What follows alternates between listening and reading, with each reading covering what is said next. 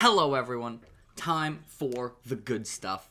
Enough teasing you with incomplete series lists and also procrastination and top 5 lists. It is time for what are, as of right now, my top 10 favorite complete sci fi or fantasy series. This list is, I would say, slightly less basic than the incomplete series list. That's just like Stormlight, Dresden, A Song of Ice and Fire. And that actually got improved by a later edition after I figured out what the top 10 is, which is going to reveal how long this has been just sitting here with me procrastinating it. Because when I wrote this note, I'd read the late edition really recently, and now it's not so recently. But that made it even less basic, which I guess is a win. It doesn't matter. If you like the popular stuff, that's good. Right off the bat, I want to clarify how I decided if a connected world is one series or multiple. So basically what I did is I analyzed how much point of view and primary character overlap there was, and whether there's thematic coherence between the subseries. And also, I looked at how the author refers to the books that may or may not count as one series in interviews, both written and spoken. And after doing that, what I basically did is I took all of it and I just tossed it out the window because I'm just going to arbitrarily decide what's a series based on what I feel like should be a series and what should be multiple. You'll find out what my decision is when I get to it on the list. It's usually kind of obvious. It's fine. Furthermore, as always, the preface that this is not an attempt at ranking quality, objective or subjective, if you buy objective quality of books, or like the authorial skill or how impressive of a creation is. This is a ranking of my enjoyment.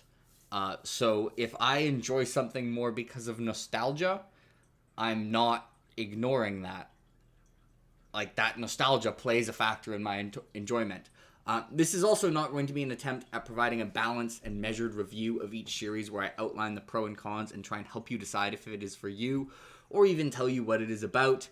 This is about how much I enjoy each series and like the main things that made me enjoy it that much. So we're focusing on the positives. That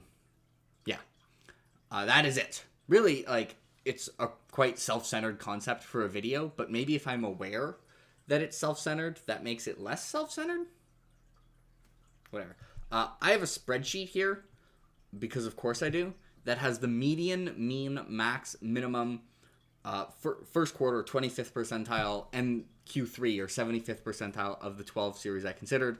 So for clarity, that means like the Q1 or the 25th percentile, when I say that, is like an average bad book in the series, and 75th percentile or Q3 is like an average good book in the series. I also have letter grades assigned by me, based on my opinion, for characters, plot, setting, prose, theme, and action for all these series, and calculated a GPA based on characters being worth 10 credits, plot 5, prose, theme, and setting 3, and action 1. As it was with my incomplete series list, all of this was just to help me think and sort out my thoughts. I've read a lot of series now. I was like, partially just to help me decide which series did he spot. These factors are not the final deciders. I don't have some kind of formula where it's like the median ranking times 0.7 plus the grade. No, none of, plus the GPA. No, none of that. It's really like what decides which series is where is what my gut tells me on which one I love more. And this means that you have things like have these for 12 series, and like the series with the lowest GPA of any of the series is not in 12th of 12, it's in 7th. It made the top 10. It beat out series that have lower GPAs. And the series in first has a lower GPA, it has a lower median score rating, it has a lower mean rating, it has a lower Q1 rating, it has a lower Q3 rating than the series in second. Because if you put a gun to my head and make me choose, it also has the same max rating. I like the series in first more, though. And it actually isn't that close. It sounds like I shouldn't, but I do easily. And for those, I'm just pretending it isn't obvious what one on this is going to be. I guess if you're new to my channel, it can remain a mystery what number 1 is going to be. If you've been around here for a while, there's not going to be a plot twist here. One is what you think it is. And also, unlike my incomplete series list, I'm going to have honorable mentions. Because as I mentioned, the series in 11th and 12th I considered for the list. They were super tough cuts. I went back and forth on which one should get 10 multiple times. So without further ado, all the preface BS is out of the way. Let's get to my 10th favorite sci-fi or fantasy series.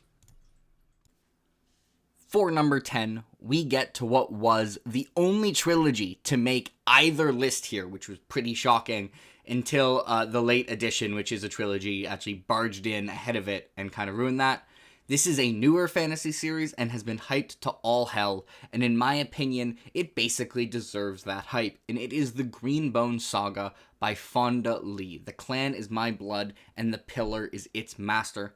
This trilogy is a secondary world urban fantasy with about 1960s technology that primarily follows the Call family and their pseudo-gang called Clan No Peak, and its conflict over an entire generation against the Mountain Clan. Greenbone Saga is just one of the 3 series on this list to get an A from me for plot and characters. The characters in general would be my pick for its best attribute, as there is something here for everyone with the diversity of their personality styles and who they are. And I think their development is excellent, as they clearly evolve and change over time in a realistic way, while also staying the same in the way that people tend to stay the same. In terms of plotting, I think it is consistently very well paced with sensible progression, but nothing quite mind-blowing for the first 2 novels. But then Jade Legacy for me pulls off something very unique. It takes place over a huge period of time, and with each scene, it generally focuses on very micro-level conflicts and issues, and it lets the reader combine all these various micro-conflicts together to construct a satisfying and emotionally resonant story. It sounds like it shouldn't work and shouldn't connect with me, the reader, or lots of other people emotionally, but it somehow does, which is reflective of how well it's been received. After that, it just gets straight B's. For me, Greenbone is a series that, in my opinion, has no true weaknesses and is immensely solid in basically every way. That is enough to give it a GPA of 3.6, which is 5th of the 12 complete series I considered. The bottom 2 spots on this list and the first honorable mention were very tough for me. I could have this off the list at 12th as the second honorable mention, but overall, compared to the 2 honorable mentions it beat out, I decided it was just the more consistently good series compared to the other 2 that barely missed the cut. So it earns a spot as a new entry on my top 10 series list that was not here for the last version. If you ask Goodreads ratings, this is the worst series on this list by far. In fact, if you trust Goodreads, this is one of the worst series I've ever read. It might have the lowest average rating of any series I've ever completed. Moral of the story, don't trust Goodreads ratings, because I read this and it kicked number 10 off my list and made me rewrite parts of this script and do more work, and I still did it because I feel very strongly that the Soldier's Son trilogy by Robin Hobb deserves to be on this list. And I partially get why the rating for this trilogy is so low, or at least I get it for book 1. I could get not liking the protagonist. Book 1 is way too long and kind of a complete mess, even more so for people who are not Hobb fans, who aren't necessarily in for slow pacing already. The pacing for Shaman's Crossing is even slower than normal for Hobb, and Nevere, the protagonist, is incredibly indecisive. That being said, I still really ended up liking it, because I think the character work for the entire supporting cast is incredible. Every single character, even those with tiny roles, were incredibly distinct and believable. I would describe it this way. There are a ton of stories in all forms that are about a specific relationship, whether it's a romance, rival, friends, mentor-mentee, parent-child, etc. And in those stories, that relationship is hopefully complex enough to be believable, because actual relationships between people are almost impossibly complex to capture. Usually there are other characters who also have relationships with the protagonist and each other, and it's kind of there. Maybe there's a couple central ones. In Shaman's Crossing, I came away with the feeling that Nevere's relationship with basically every named character was complex, interesting, dynamic, and believable enough to be the main thread of the story. And yet they all exist simultaneously. I'm talking like 15 different, maybe more than that. Still, for book 1, I acknowledge that the pacing is a mess, so I get why it has such a low rating. I get it less for Forest Mage. Forest Mage has a legit case for the best paced Robin Hobb novel. It isn't in contention for my favorite Hobb novel, but if you are watching this and it is your favorite, I understand. It has an extremely complex plot that isn't complex from being convoluted, but because everyone in the story is doing their own thing for their own aims, creating complexity because it doesn't feel like everyone isn't working towards the goal of the author. Everyone is working towards the goal of themselves. It has steady pacing with just constant progression, and a shocking number of details were crucial in coming to an absolutely incredible ending. Renegade Magic is super weird and hard to talk about without spoilers, but I really liked it as well. It's probably the book where Hobb took the most risks, and in my opinion, they mostly paid off. Despite book 2 being plotted really well, I still had to give the series a C+ in plotting, just because book 1 is such a mess. But other than that, I gave it very strong grades across the board, including only one of 2 A+ for this list, and one of 3 A+ if you consider all 17 books for this and the Incomplete series. On paper, this simply looks better than the 3 series I have below it from basically every angle, and that aligns with how I feel for this late addition to this top 10 video, and another new addition compared to my last top 10 video. Neil Gaiman wrote out his 9 rules for reading Gene Wolfe. I'm not going to go through them all because this video is already going to be way too long, but the first 2 are, in my opinion, the most important. 1. Trust the text implicitly. The answers are in there. 2. Do not trust the text further than you can throw it, if that far. It's tricksy and desperate stuff, and may go off in your hand at any time. This apparent contradiction describes what it's like to read the Book of the New Sun incredibly efficiently. The first time I saw this, I thought it was a joke, but it's not.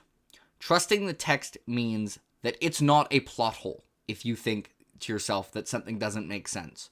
If you think, oh, I guess Gene just did not think of that, or he missed a detail, I can basically promise you that he did think of that, and he thought of it better than you did, and he didn't miss the detail, you missed some other detail. The answers are in there if you can find them. But also, do not trust the text at all. It is deceiving you. What you read is not what you think you read. Consider perspective. Consider the motives of the perspective. Trust Gene Wolfe. Do not trust the people Gene Wolfe writes. I love Book of the New Sun differently than I love every other series here. I guess I love every series differently from every series, but I think I love Book of the New Sun the most differently. Most series are on this list because of emotional investment that the author has managed to create in the characters, story, and outcome. Reading the Book of the New Sun was more about engaging in the details. Less emotional than others maybe, but singularly interesting. Every aspect of this story is absolutely packed with a stunning level of detail that makes every little thing as interesting as it possibly can be. Each description will have anachronisms that seem out of place, but just fit together in this bizarrely genius way. Why have a sentence accomplish one thing when it can accomplish 6, 3 of which seem to contradict each other? But oh wait, they actually don't because you missed something earlier. Additionally, the interest comes from our narrator, good old Severian, who has so many layers that unfurl slowly and then all at once in terms of who he is as a person and what the story we have been reading is. I have said that I probably only got about 5% of what's in Book of the New Sun, but that's not because I was getting nothing and reading pages and being like, what's going on here? Or even little. I was getting more than I usually do when I read something. I could just sense that as much as I was getting, there's still an entire ocean that eludes me. Grading Book of the New Sun was hard. I think the protagonist, Severian, is a layered, complex, fascinating, and multifaceted protagonist. And I also think the supporting cast stands out as consistently unique and memorable. On the other hand, I don't know if I could really quite say that they feel human, or that I feel like I'm reading about people, and not characters that I'm reading in a book. As a result, I gave it a B in characterization, and the main standouts were prose, setting, and theme. Setting gets the highest possible grade, and that was a very easy choice. It's an A+ in a different way from other A+ setting series, and that is not based on history or detailed lore, but based on being a unique, outlandish, and singularly captivating setting. For book-by-book scores, Book of the New Sun on first read did not quite achieve the highs of some of the others because, as I mentioned, it didn't emotionally impact me the same way. But it managed to maintain constant engagement through sheer genius to maintain a very high floor. Fantastic scores in mean, where it's 4th, and 25th percentile, where it's 2nd. And also everyone says it's better to reread, so it is absolutely plausible that Book of the New Sun climbs this list if and when I read it in the future. Although presumably by then it will have even stiffer competition as I read more stuff, but I wouldn't bet against it. We're doing the next two together. Adjacent spots on the list, and both come with soldier banter. Let's compare these blindly. Series A and Series B. Series A gets the better score for characters with an A- to a B for Series B. It also gets the higher score in plotting with an A- instead of a B. Series A has the higher score in prose, setting, and theme, as well as the highest GPA of this video so far, a 3.7 compared to a 3.3, which is lower than every previous series on this list. So let's go book by book as well and see if there's a clear winner. Series B does have the higher minimum, 25th percentile, but a lower median, a lower max, and a lower 75th percentile. Typically, I have consistently cared about how high the highs are more than how low the lows are, and I will continue to generally go that way for the rest of this list. So obviously the point of this is that Series A should be 6 and Series B should be 7. And yet, it isn't. Coming in the number 7 spot is Series A, Malazan, Book of the Fallen, and coming in at number 6, worse on paper in nearly every way, is The Black Company by Glenn Cook. So clearly, we have to make an adjustment to the system. It doesn't work. And let's do that now. You can just add another category to calculate GPA, and that's taglines, the quality of the taglines. And let's make that worth, say, 25 credits. So The Black Company wins that category easily with the only A+. So that makes its tagline adjusted GPA, if you do some quick math, 4.0, which is 3rd overall, giving it the easy win over Malazan. Soldiers live and wonder why. The best tagline of any series, of any media, ever. If I have to go next best taglines, Glenn Cook's also got It Is Immortality of a Sort, which is way cooler than you think it is when you get to it, and Water Sleeps, but the Enemy Never Rests. He's just built different. So obviously I'm kidding. The Black Company is not ahead of Malazan because Soldiers Live and Wonder Why is slightly cooler than First In, Last Out. It is because of the little things. Every author has their little quirks. The things that they just do because that's the way they like to do it. And most of Erikson's quirks really annoy me. Not all of them, but like a lot of them. Whether it's starting a POV and not telling me whose head I'm in for like 2 pages. How about having people not explain to their plans to each other, or talk things over in a way that, in my opinion, goes way past the point of realism. Like, I'll stand by this. When you have a plan with lots of moving parts, you bloody well make sure people have it down, damn it. It's not unrealistic info dumping to have someone take out a blackboard and be like, this is the plan. That's how you plan complicated things. Which is basically what, like, a lot of Erikson's quirks come down to annoy me, is like, just, it feels like it's being deliberately obtuse. How about the POV characters often will be like describing what's going on in a battle in a way that's like really vague. I just want to know what's happening, damn it. It's a battle. I want to be emotionally invested in the events and results of that battle, and I can't make it do that if you make it unclear what is actually going on. How about starting a book with 300 pages of the same point of view just out of spite because they saw a random reviewer be like, he couldn't do this. Like, presumably, if he thought that was the optimal way to tell the story, he would do it in the other books. But he just did it this way to prove he could. Like, I get it, Steve. I get it, Erikson. You're really smart, and you can do the things people say you can't do. And the thing is, like, that random rant I just had in this overall positive video, they're not flaws. Like, none of those are like Erikson being like, oops, I accidentally didn't say whose head I was in for the first 2 pages of a POV. They're choices made by Steven Erikson deliberately, and a lot of people find them endearing. I don't. Those all drive me crazy. And yet, Malazan Book of the Fallen is still on this list above 5 series I love, 3 that made it in the 2 normal mentions, and a lot more series that I really like, but just don't get a mention here. Because Erikson is just really good, man. So he can get away with pissing me off in all these little ways.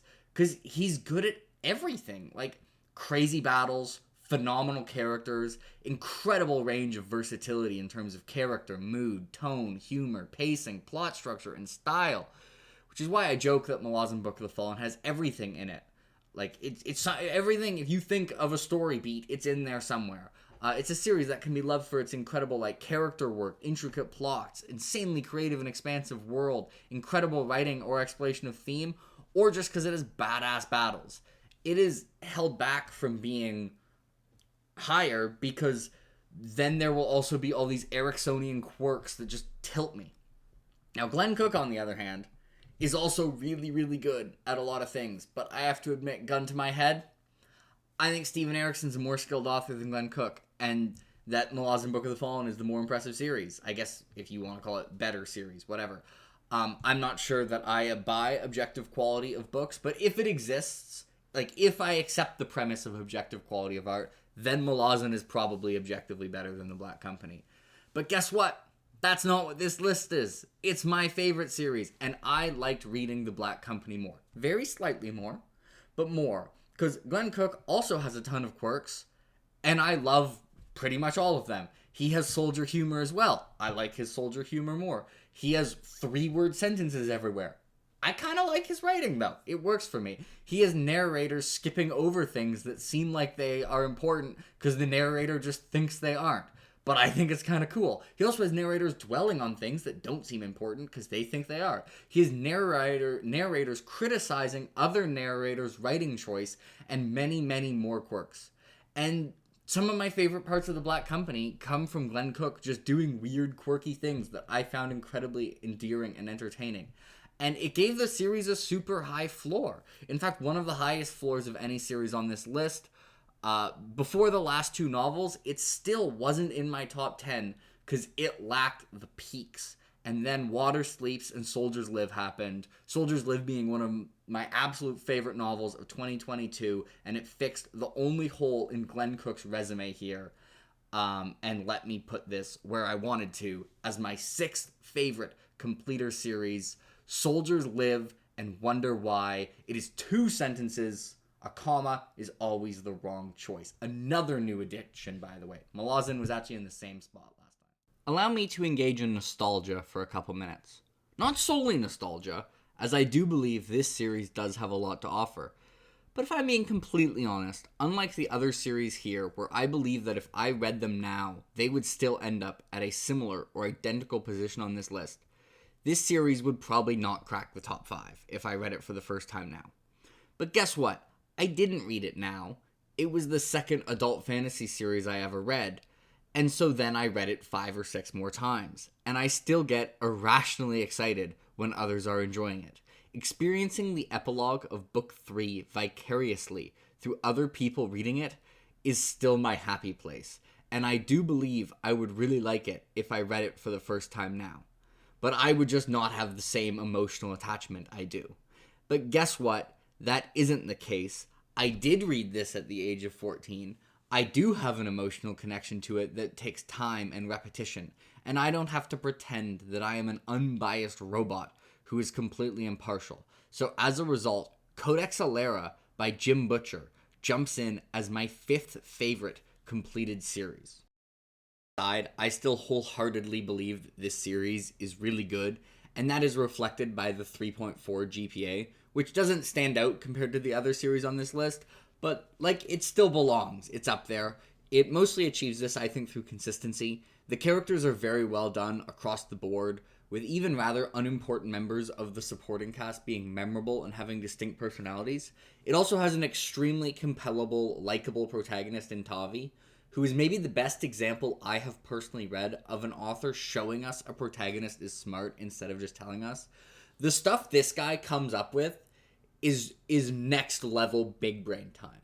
Time and time again, he is in a situation where I have the tools and the knowledge to figure out how he could get out of this and how to get out of this. And time again, I have no goddamn clue how to get out of it until he pulls it off. It also has one of the better Morley Gray point of view characters I have read in Fidelius, and a number of non-POVs who I think can hold up against almost anyone in the genre, being Gaius Sextus, the First Lord, Kite, and Varg, who are the three that stand out. Speaking of Varg and Kite, Alara also excels in non-human characters. These are Kanem and Marat characters, and their culture and race is extremely unique, culturally distinct, and just fun. Plotting wise, it does lose a couple points for the first two books, especially book 1, which I feel on reread was written with too much focus on making the later books work and not enough making it as strong of a book 1 as it could. However, from book 3 on, these are some of the best paced novels I've ever run into. I once had 6 days to kill before a release I was waiting for, Peace Talks, funnily enough. So I tried to read book 4 of this series, Captain's Fury, while I was waiting. I'd already reread the previous 3. But the absolute slowest I could read Captain's Fury in was 4 days. And I mean, it's not a huge book, but it's not a small book either. It's that guy. They're absolutely addicting. They're some of the most addicting books that I've ever read, especially past book 2. They also have, for my money, some of the best action in all of fantasy. I've often said I believe writing fights, as in a conflict between a small group of people, and battles, which I would define as conflict between armies, are two completely different skills to write. And Codex Alera is one of the few series that absolutely kicks ass at both of them. I think Jim is more known for his fights, because that's what Harry Dresden typically does. But I would argue in this series that his battles are even better, and the series has some of the most ridiculously compelling set pieces in the genre. I think it's because Jim is not just good at normal action stuff, descriptively when it comes to action. He knows that battles still need to be stories, and they are just paced perfectly with twists and turns, and he's incredibly clever at making them unique, believable, compelling, and epic. I gave multiple A+ for action for this, but Codex Alera would be my number 1 pick when combining fights and battles. The main thing holding this back from being even higher is that while I absolutely love the stretch of Cursor's Fury to First Lord's Fury, not a single Alera book would be among my true favorite books of all time. The series has a really good score for mean, where it was 6th, and median, where it was tied for 5th, and it also has an excellent score for the average good book, which was also tied for 5th, but it just doesn't have a top-end score. With my two favorite Alera books, I both gave a 9.3, which is tied for 7th, which is still good, but just not as good. Ultimately, though, I can say one thing for Codex Alera, and it's that every time I read it, I have a damn good time. And every time someone else enjoys it, it makes me happy in a way few other reactions do. Alright, folks, I think sadly this is not going to be one video. We're already at 28 minutes here, and there's also the honorable mention section where I have a non-trivial amount to say about 2 more series. And yeah, I do want this to be under an hour, so we are going to say this is the top 10 completed series list, part 1, 10 through 5. So yeah, let me know what you think, whether you want to yell at me for the order, and I think, thematically, this is a good point for me to cut it off, because these were really hard to order, and then I got to 4, and I was just there was no work ordering 4, 3, 2, and 1. I was yeah, this is definitely 4, yeah, this is definitely 3, yeah, this is definitely 2, and yeah, this is definitely 1. Well, this, I'm gonna be honest, you could swap, 5 through 10. You could, if I just, flipped it, that wouldn't seem crazy to me, for my own opinion. So these were all really close.